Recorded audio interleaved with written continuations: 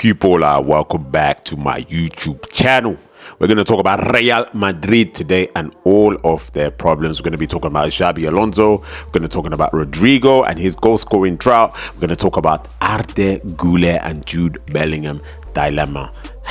Guys, anyway, listen, subscribe to the channel right now, like and turn notifications on. So let's start off. Jude Bellingham and Arda Güler, can they play together? Yes, they can. Will it work in this Madrid system with these crop of players and the starting lineup they used yesterday? It won't if you want to bring out the best in both of the players. Now, Arda Güler started as predominantly a right winger, and we've seen him with Jude Bellingham on the pitch. He's not really thrived, and I'm not saying that because Jude Bellingham is there and Jude Bellingham's a problem. I'm saying that because Arda Güler is forced to play out of position, and the link up that Real Madrid seem to have on the right side, not just now, for a number of seasons, it just doesn't seem to flow as well as the left side. Now, Jude Bellingham always in on that left-hand side channel with Vinicius Jr. and Kylian Mbappe, and that side is 30, especially when you add Alvaro Carreras this season. I think it's pretty solid. Whereas the other side, Trent Alexander-Arnold, in times past, Carvajal, Valverde, there doesn't seem to be a flow, and Madrid don't tend to attack a lot from that side in general. Where Real Madrid have found more balance this season is when Mastantuono has actually played from the right. Now, Franco is a young player, and you can't expect a teenager to play game in, game out, and to play at a certain level. But you saw how Madrid started the season, and you saw the balance in their attacks. It's not just because he's left-footed, it's because of the style and type of player that he is. Arda Güler is not necessarily a dribbler. He's more of a creator. That's why I analyze these positions. So check this out. The Real Madrid dilemma now. Arda Güler, Jude Bellingham. Now we know Jude Bellingham operates wherever he wants. We've seen him a lot in this area yesterday, and you saw Valverde in this area. Maybe that's because the manager wanted Valverde to cover Trent Alexander-Arnold when he went forward. However, these two are the base. Aurelien Tchouameni and Valverde. Jude Bellingham is allowed the freedom here. Now the argument comes, Arda Güler, Jude Bellingham. One thing I'd say is when Arda Güler is playing here, because again, we see Arda Güler, even when they're defending, he does drop back. He drops back here. You sometimes see him even pick up the ball here or here when Madrid are trying to dictate the tempo. My thing is this. When Arda Güler is in this position or this position, he's only looking for one person. He's only looking for Kylian Mbappe. If this is Arda, that pass is there, that pass is there, that pass is here. It doesn't matter where Mbappe is, the pass is going directly to Kylian Mbappe. However, when it comes to Jude Bellingham doesn't necessarily just look for Kylian Mbappe. Jude Bellingham also looks for Vinicius Jr. And unsurprisingly enough, Vinicius Jr. is always the free man. Kylian Mbappe himself always looks for Vinicius Jr. on the counter-attack. My thing is this. Mbappe is the most potent attacker. Mbappe is the attacker that will get Real Madrid most of the goals. So the more you find him, especially in these areas, the more likely you are to win. Now, the problem comes when you have Arda Güler, who's not really going to be doing that run, and he's not going to be making that run. So Arda Güler always tends to come in field. Again, Madrid are still getting used to Trent Alexander-Arnold being in the system. One thing I saw yesterday a lot was this guy's getting here, getting caught up high, and Madrid are left exposed. Luckily, Militao, Rudiger was there. Please don't tell me why Fran Garcia was playing either.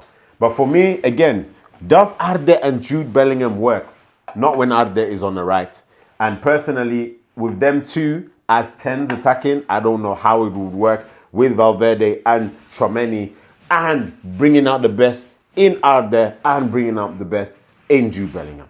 That's the problem that Real Madrid have right now. Now, one thing I want to highlight is when Jude Bellingham and Arda Güler play together, they can't get in each other's spaces because Arda wants to be more of a 10 and Jude wants to be more of a 10 when he's attacking. Now, Jude is a hybrid. He can play defensive mid, he can play as an 8, and he can play as a 10.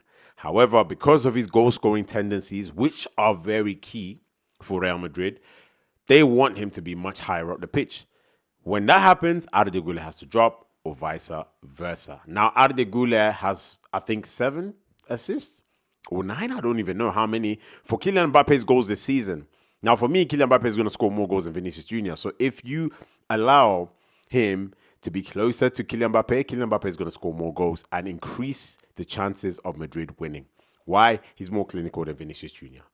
And then when I'm looking at the Vinicius Jr. and Kylian Mbappe problem, some games it works. Some games, or most games, it really doesn't. It's just basically down to, is Kylian Mbappe going to pass the ball to Vinicius Jr. or is Vinicius Jr. going to pass it back to Kylian Mbappe? Is Mbappe going to give his penalty to Vinicius Jr. and vice versa? And it's just basically a battle of two players, two egos. And Vinicius Jr. can't win this one. Now, I love watching both players. I just don't think the two can work. Kylian Mbappe, Vinicius Jr., I don't think the two can work, guys. I'm sorry. I tried my best to see it, but I just think because Vinicius Jr. wants to be the main man so much, it can't work. And anybody that knows Kylian Mbappe, he's never number 2. Never been. I don't think he will be, to be honest, especially at this stage of his career. So what happens with Vinicius Jr. and Kylian Mbappe? I don't know. But it's causing Alonso a lot of problems. A lot of problems. Alonso has tried to play Arde and Jude Bellingham. I mean, he loves Arde, but then when Valverde is there and when Tchouaméni is there, there's no balance to that either. And Madrid haven't been able to tweak that balance in their chance creation. We've seen it in the last couple of La Liga games away.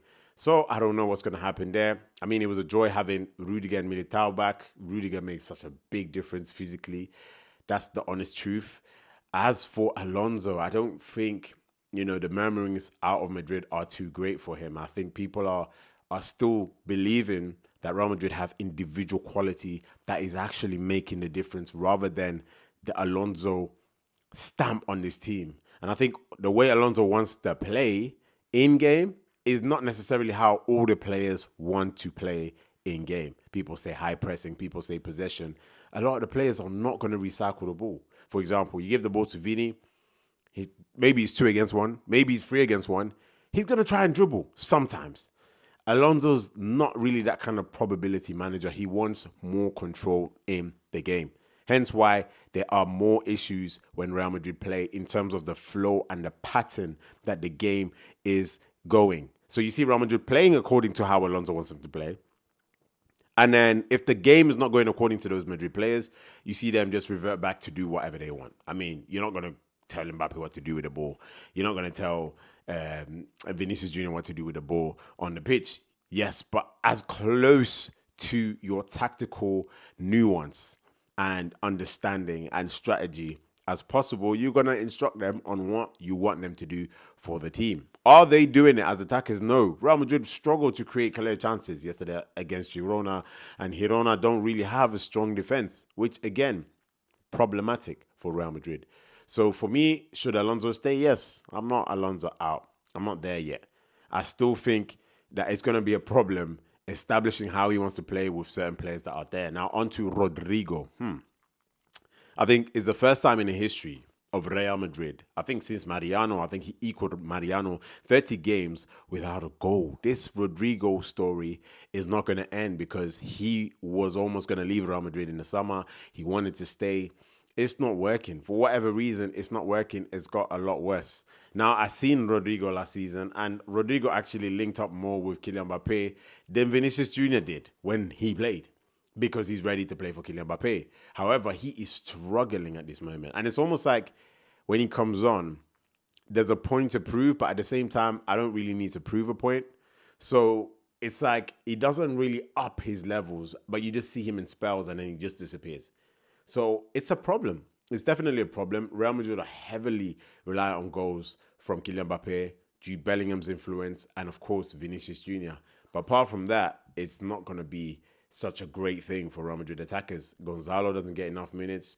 Endrick is not even looked at. Might he go on loan? I don't know. Alonso might be in trouble as well. It's tough. It's tough. I mean, Rodrigo should be criticized. I don't think you can go 30 games without a goal. Like, what is that? For Real Madrid, who create how many chances for the players that they have? It's incredible. Is he low on confidence? Maybe, but it's unacceptable. Real Madrid do concede chances. They always have. I just think now they seem to concede a lot more chances to the opposition than they did at the start of the season. The defense is still steady, and if Militao and Rudiger are there, I don't think they're going to concede that many goals, especially with Courtois at the back. Alvaro Carreras, please come back. And again, Trent, I think Trent, again, they need to get used to playing with Trent.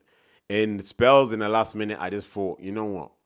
Dash, throw, Valverde right back, put Trent a bit higher because he's going to create chances. That's just the truth. He's got the quality. We've seen it at Liverpool, and he can do that. But Alonso lives to fight another day. There's rumors about other managers, maybe even Zidane coming in. I just don't see it right now, honestly. But anyway, Ala Madrid, make sure you like, comment, subscribe, turn on your notifications, guys. I'll see you soon.